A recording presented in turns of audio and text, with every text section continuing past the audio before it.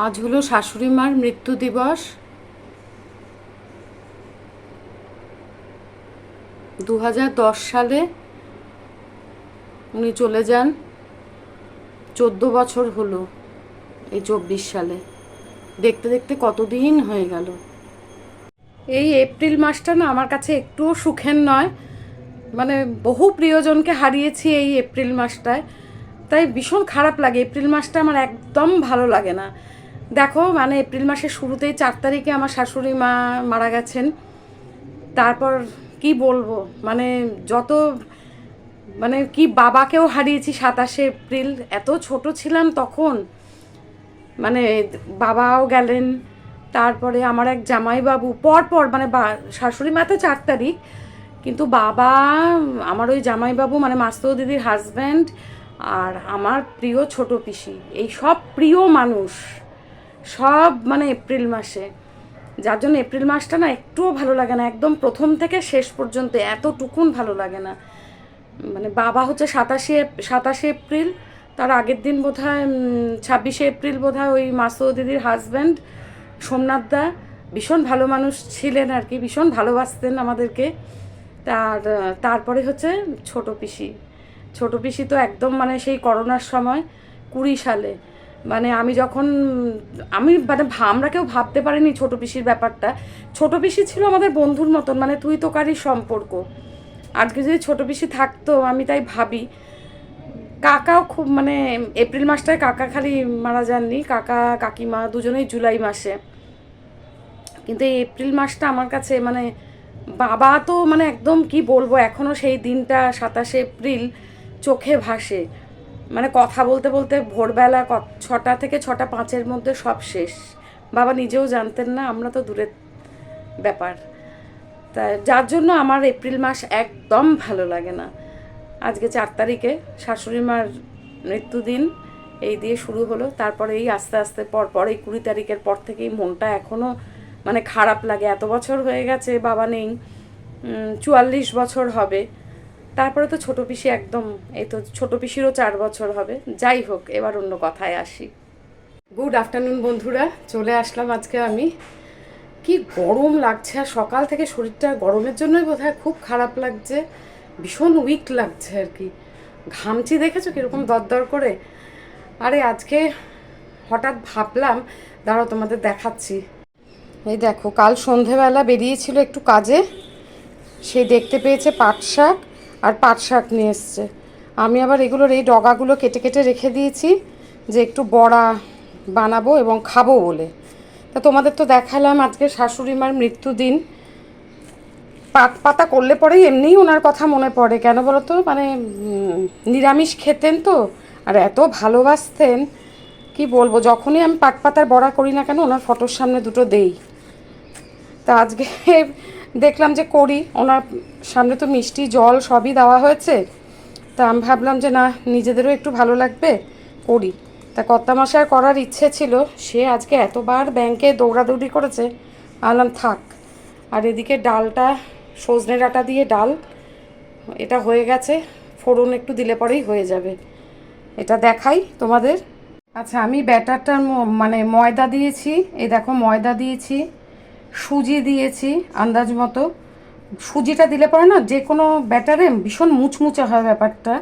কালো জিরে দিয়েছি, একটুখানি হলুদ দিয়েছি, নুন দিয়েছি, এই দেখো চিনি দিয়েছি, আর অল্প একটু লঙ্কার গুঁড়ো বা কাঁচা লঙ্কা কুচি দিলেও হয়। আমি তো এক হাত দিয়ে এখন পারছি না, তাই একটুখানি শুকনো লঙ্কার গুঁড়ো একটুখানি দিলাম। এবার খাওয়ার সোডা দিয়েছি, সবগুলো একসাথে মাখিয়ে নিচ্ছি।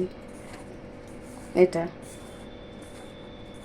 মাখিয়ে, আমি যেহেতু ডান হাত দিয়ে এখন সব করছি, বাঁ হাতটা একটু অকেজো হয়ে গেছে, সেলাইটা কাটলে ঠিক হয়ে যাবে। আজকে আরেকজনকে বলেছি এবার ভিডিওটা তুমি করো, বেচারা ভীষণ ভীষণ ব্যস্ত আজকে। তো এটা ভালো করে মিশিয়ে নিলাম। আমি এর আগেও পাট পাতার বড়া করেছি, তোমরা সেটা দেখে নিতে পারো। গত বছরের একটা এতে করেছিলাম।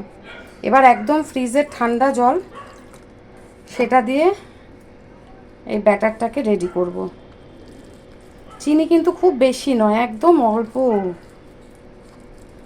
এই পাট পাতার বড়া খেতে যা ভালো লাগে না, খুব উপকারী, যদিও বড়াতে উপকারী নয়, কিন্তু আমরা ভাজা টাজা খেতে খুব ভালোবাসি। অল্প অল্প করে জল দিয়ে দিয়ে ব্যাটারটাকে রেডি করে নিই। এই যে ব্যাটারটা কিন্তু খুব ঘন হবে, এরকম ঘন হবে।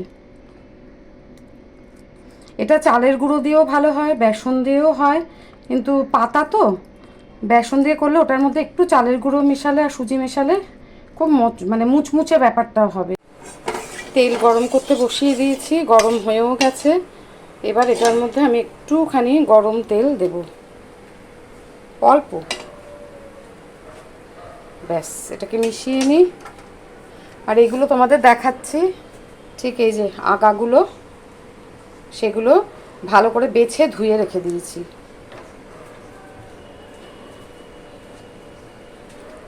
এটা ভালো করে মিশিয়ে নিই।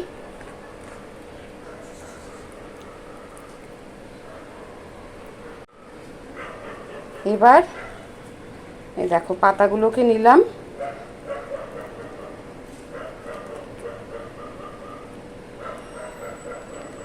নিয়ে ব্যাটারটা ভালো করে একদম চারদিকে লাগিয়ে তেলে দেবো।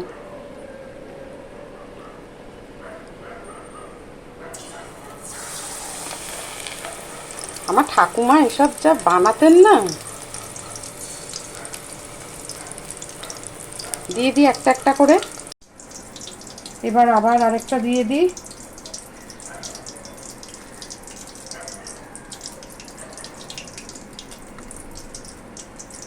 এই সময় গরমকালে এটা সব বাড়িতেই হয়। বললাম না, আজকে আমি এটা করি।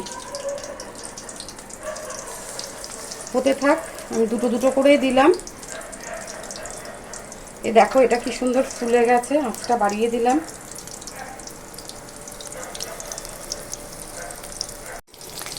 দুটো দুটো করেই দিচ্ছি, ওপর দিয়ে একটু তেলও দিয়ে দেবো যাতে উল্টাতে সুবিধা হয়। হোক, এবার উল্টে দিই।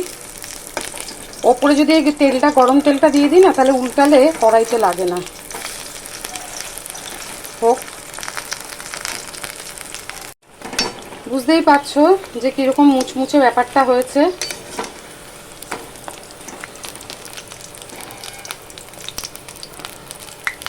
হয়েছে, আঁচটা একটু বাড়িয়ে দিই। এদিকে এই যে মাছের ঝোলও করা আছে, বেশি করেই মাছের ঝোল করা রয়েছে বাবা। এবার এটা তুলে নিই, এক এক করে সবগুলোই ভেজে নিই।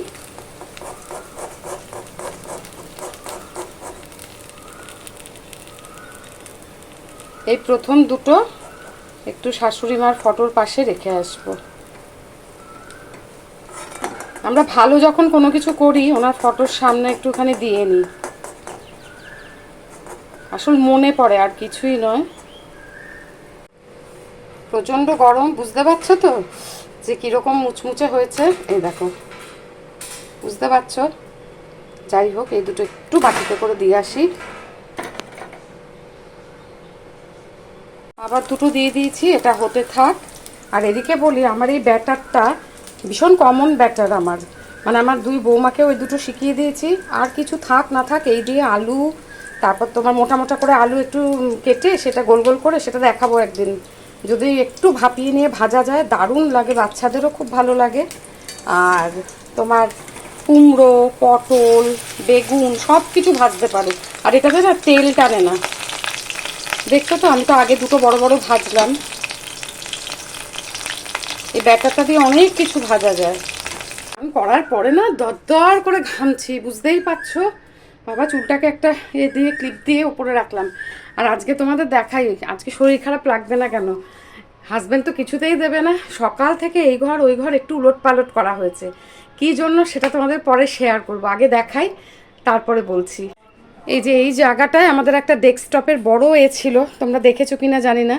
এখানে এখন ওই শাশুড়ি মার ঘরে একটা টেবিল ছিল, এটা রিমোর অফিস থেকে করোনার সময় পাঠিয়েছিল আর কি। সেই টেবিলটাকে এখানে আনা হলো। কেন আনা হলো সেটা তোমাদের পরে দেখাবো। এইসব টানা হ্যাচড়া হাজব্যান্ড আর পূর্ণিমা মিলেই করেছে। আপাতত এগুলো এখানে রয়েছে, এগুলো সব সরে যাবে, এই রয়েছে আর কি। তারপর দেখাবো, কালকে দেখাবো এখানে কি হবে না হবে। মনে হয়েছে না সকাল থেকে ঘরদোর সব অন্ধকার করে করে রেখে দিচ্ছি, জানো তো, এত গরম এত গরম। আর আমরা তো ওপরতলায়, আমাদের ওপরে ছাদ, দম বেরিয়ে যাচ্ছে। আবার আমাদের পূর্ণিমাও খেতে খুব ভালোবাসে, কালকে ওর জন্য একটু রেখে দিতে হবে, ও যখন সকালে আসবে গরম গরম ভেজে দেবো। দাঁড়াও তুলে নিই, কি সুন্দর দেখতে লাগছে না। আর এগুলো না আম তেল দিয়ে খেতে, মানে ভাত মেখে গরম গরম ভাত আম তেল দিয়ে মেখে খেতেও ভীষণ ভালো লাগে। কাসন্দ দিয়ে সাথে হলে তো আর কথাই নেই, যে যেরমভাবে খেতে পছন্দ করে আর কি। এটা হয়ে যাক, খেতে বসে যাব। এই যে মার ছবির সামনেও একটু দিয়ে দিয়েছি, এখানে মিষ্টি আছে। এখানে ভুলে গিয়েছিলাম, আঙুর ভালোবাসেন, তাই একটু আঙুরও ওনাকে দিয়ে দিলাম। খাও মা, যেখানে আছো ভালো থেকো, আমাদের সবাইকে ভালো রেখো, এই বলি। হয়ে গেল আমার পাট পাতার বড়া। এই যে ডাঁশা একটা লঙ্কা নিয়েছি, এটা না হলে জমবে না, শুকনো লঙ্কা নেই, না হলে শুকনো লঙ্কায় ভেজে নিতাম।